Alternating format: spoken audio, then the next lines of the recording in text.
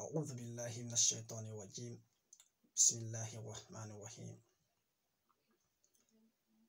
الحمد لله على نعمه الظاهرة والباطنة قديما وحديثا. لا علم لنا إلا ما علمتنا إنك أنت العليم الحكيم، ولا فهم لنا إلا ما فهمتنا إنك أنت الجواد الكريم. Assalamu alaikum mes frères et sœurs. Voici une astuce très importante. Dans le monde paranormal, on a toujours évoqué les 4 symptômes, à savoir, nous avons des blocages dans la vie, des blocages anormaux. Toute chose qui est anormale dans ta vie,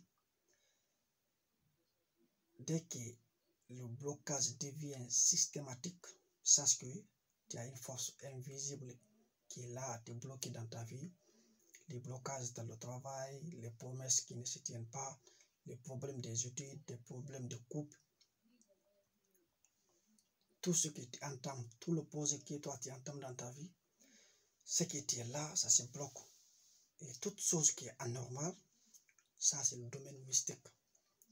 Mais la plupart de la jeunesse l'ignore, ne savent pas c'est quoi le monde paranormal. Donc je suis là, je suis un élève de Ben Halim Abdelraouf.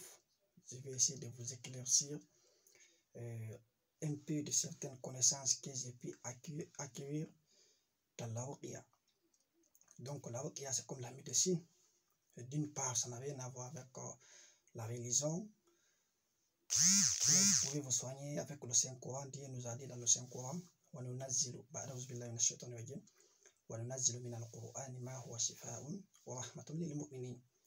donc on a fait descendre ce Coran. C'est une guérison et une miséricorde pour ceux qui croient, pour les croyants. Parce que si tu ne crois pas au Coran, ça ne peut pas te guérir. Donc voici le premier symptôme, on a dit les blocages dans la vie. Dieu a dit dans le Saint-Coran, qu'il nous préserve contre ceux qui souffrent sur des nœuds. Pas le nœud qui te fait du mal, mais c'est des incantations, des paroles sataniques invoquées sur ces nœuds. C'est ce qui est là, c'est ce qui te bloque. Et le deuxième symptôme, nous avons des problèmes de santé anormaux. Surtout, regardez, malgré l'évolution de la médecine, il y a des maladies que les hôpitaux n'arrivent pas à comprendre. Après le diagnostic, qu'est-ce qu'ils vont dire? Ah, tu n'es pas malade, tu es fatigué, c'est des stress, de l'angoisse. Non. C'est que quand le domaine, si ta maladie est liée au domaine mystique, les hôpitaux ne peuvent pas comprendre. Parce qu'on ne peut pas voir ça. Ou bien tu es malade, on ne peut pas comprendre. Ces problèmes, ça c'est un domaine mystique. Dans ces maladies, nous avons des problèmes de ballonnement de ventre, la constipation, nous avons des diabètes, des cancers, parce que les sorciers, des djinns créent aussi des maladies qui te font souffrir dans ta vie. Tu pars à l'hôpital, tu n'arrives pas à trouver de remède. Chaque fois, on te donne des médicaments, mais le résultat est là où on te dit tu n'es pas malade, on ne voit rien. Et pourtant, toi, tu souffres. Parce que c'est mystique, on ne peut pas comprendre ça. Ça, c'est notre domaine des problèmes mystiques. Le troisième symptôme, c'est les pensées anormaux. Regardez, c'est toute chose qui est anormale dans ta vie. Tu es là, tu as la capacité de travailler, tu as toutes les compétences qu'il te faut, mais toi, tu n'arrives pas à évoluer dans ta vie. C'est une chose qui est inexplicable. Tu vois d'autres personnes qui évoluent, ils travaillent, mais toi, toutes choses que tu entends, tous tes projets sont bloqués. Donc, il faut y réfléchir. Sache que le monde paranormal, ça peut nuire quelqu'un, ça peut tuer, ça peut créer des maladies, faire des désunions. Dieu nous dit dans la sourate Al-Baqarah, le verset 110. Donc, il apprend aux gens ce qui sépare la femme et de son époux. Vous voyez? Donc, on a dit le troisième symptôme, c'est des pensées anormaux. Il y a des personnes, trop d'oubli, des folies, l'hallucination, de l'angoissement, trop de stress. On oublie tellement. ça aussi, c'est notre impact de la sorcellerie ou des djinns. Voici le quatrième symptôme. C'est quoi? C'est des cauchemars. Souvent, le monde paranormal est suivi par un cauchemar ou bien des cauchemars. Vous pouvez voir des serpents, des montées, des hauteurs, de l'eau, des poursuites dans une voiture, vélo ou bien dans un avion. Voir nager dans l'eau, voir des chiens, des bœufs, des chats, voir des personnes qui sont décédées. Ça, c'est une partie aussi du monde paranormal parce que c'est toujours suivi avec des cauchemars. C'est par là que tu sauras que tu es suivi. Maintenant, ça, on a juste résumé, on ne peut pas tout dire ici parce qu'on va essayer de résumer la vidéo. Maintenant, toute personne qui a ça dans sa vie, regarde, il y a des solutions. Soit tu te soignes soi-même, deuxièmement, tu consultes un bon rabbi qui n'est pas un charlatan, parce qu'il y a aussi des charlatans qui se disent rabbis, des soignants. Voici comment se soigner. Je vais essayer de vous citer quelques versets, mais avant d'utiliser ces versets, vous devez essayer de vous brosser les dents proprement. Vous allez essayer de chercher 20 litres ou 25 litres d'eau. Vous allez citer ces versets et souffler dans l'eau. Quels sont ces versets et ces sourates? La première des choses, c'est la sourate al-Fatiha, sourate al-Ikhlas, Falaq et Nas. Il y a 3 versets spécifiques de Moussa alayhi salam dans la sourate 7 Araf, versets 117 à 122. Le début c'est wa awhayna ila Moussa, la sourate Yunus, la sourate 10, le verset 80 à 82. Qulna la taqaf innaka antal a'la, le début. Nous avons le verset, la sourate 20, le verset 68 à 70.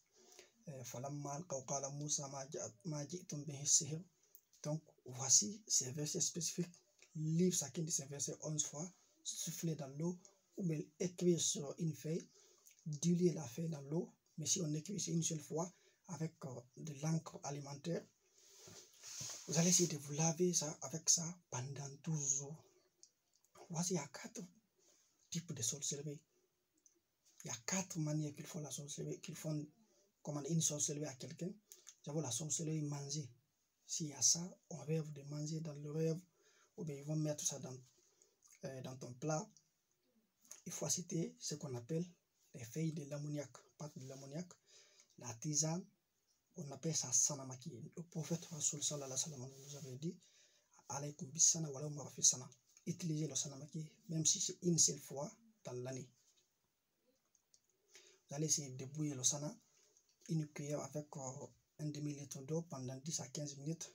Après, récupérez l'eau, buvez le tout, 4 jours, 7 jours ou 12 jours. Tant que vous prenez le sana, ça vous fait mal au ventre et ça fait du diarrhée.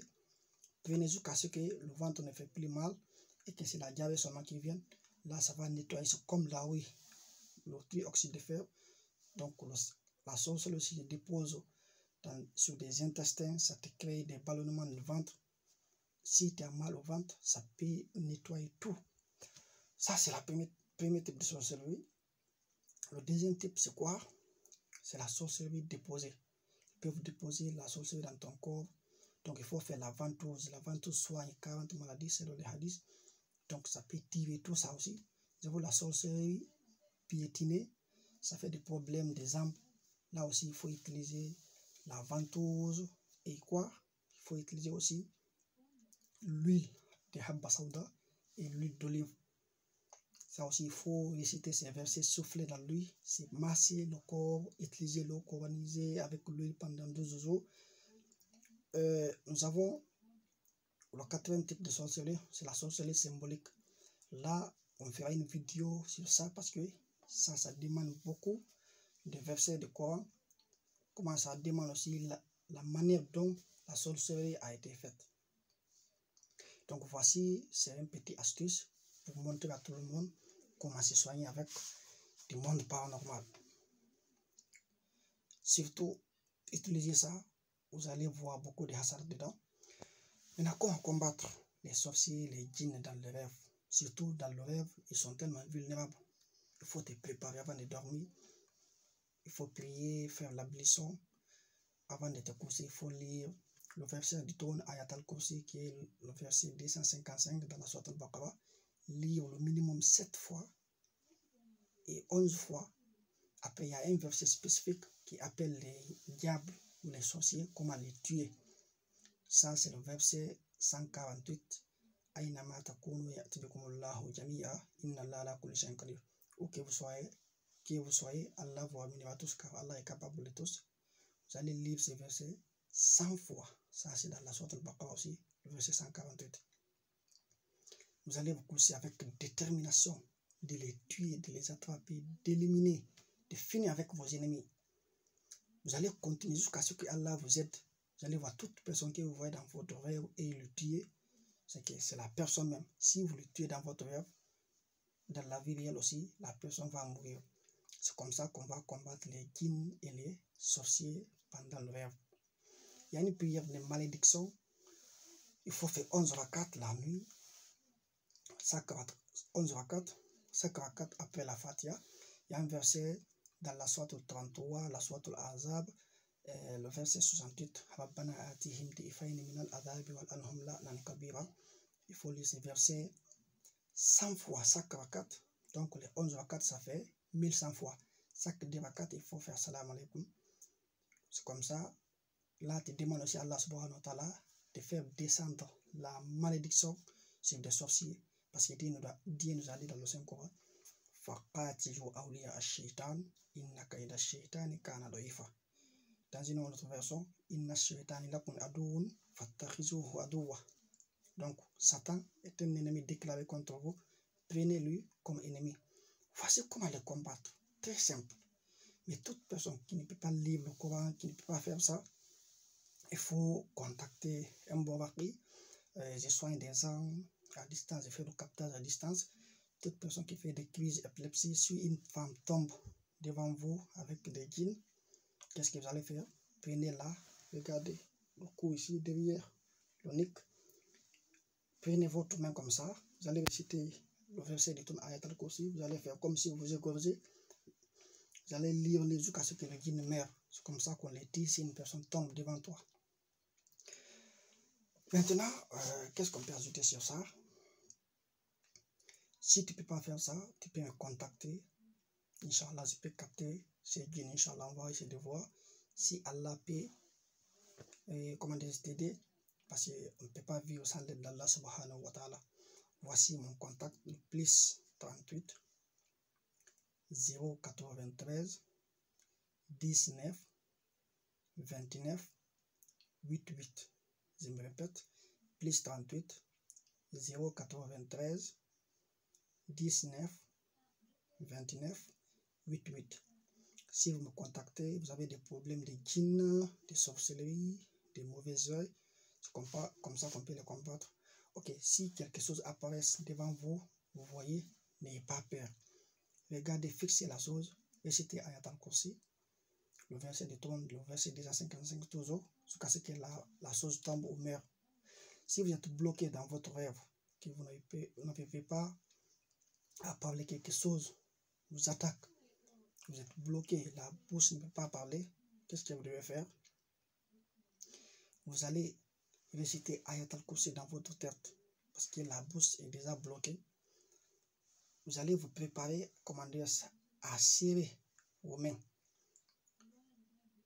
Dès que vous lisez Ayat al-Kursi, vous allez lire, jusqu'à ce que vous êtes détaché, vous allez attraper les deux mains et réciter le verset du trône. Ça trouve que le djinn est déjà dans le corps.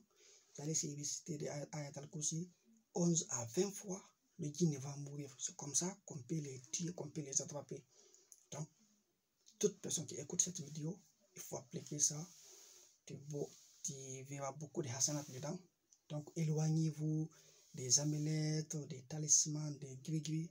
Ça, c'est pas une solution. C'est des marabouts qui fabriquent ça. Ils vont écrire des trucs architecturaux là-bas. Vous allez voir des maisons, des noms de djinns, des trucs. Donc, et n'invoquez jamais le nom des choses que vous ne connaissez pas. Comme Badou, Jamsatakour, Kitmir. Il y a assez de noms de djinns que beaucoup de gens ne savent pas. Comme des fils de Fassata, Bafoussoutou, Bafassi, Yeshi, Kisukou, Sakekitat. Des trucs, quand vous écoutez même, vous saurez que ce n'est pas de l'arabe. toutes les invocations se trouvent dans, et assez d'invocations se trouvent dans le citadelle des musulmans, Hisnul Muslim. Vous pouvez regarder dans le Saint-Coran, il y a assez d'invocations. Les invocations du matin au soir, après chaque prière, Ayat al-Kursi, Ikhlas, Falaq, Nas, une seule fois. Du matin au soir, 3 fois Ikhlas, 3 fois Falaq, 3 fois Nas. Et après Maghrib, 3 fois aussi. De ne pas oublier, en se déshabillant, il faut dire Bismillah. En mangeant, en sortant à la maison, il faut lire Ayat al-Kursi. En rentrant, il faut lire Ayat al-Kursi. Donc, il faut être vigilant aussi aux ordres d'Allah subhanahu wa ta'ala.